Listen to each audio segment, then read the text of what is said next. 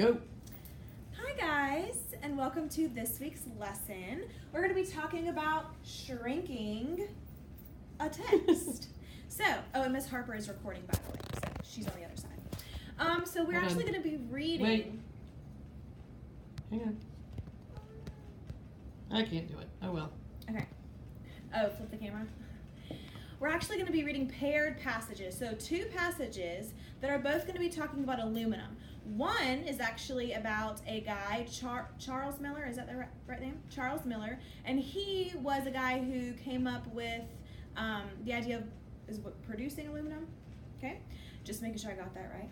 And then also the other passage is going to be about recycling and with aluminum. So you're going to be reading those passages and you're going to have to be shrinking the text because that's actually going to help you when you're doing your writing because we're going to be writing a persuasive piece of writing. So you're persuading people about why they should recycle this product, aluminum.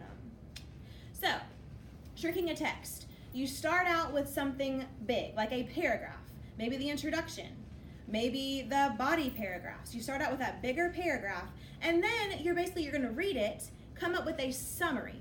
A summary is not every single detail. It's a couple sentences giving the main ideas. So you're going to write that down, maybe on an index card.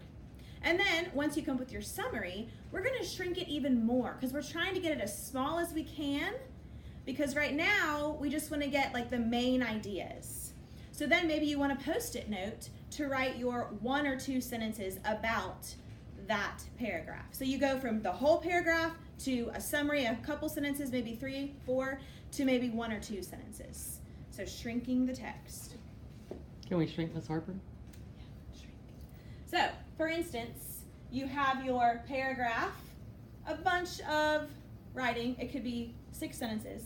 But then we're going to shrink it down. It says this chunk is about how Egyptians were treated after they died and the process of taking care of the dead person.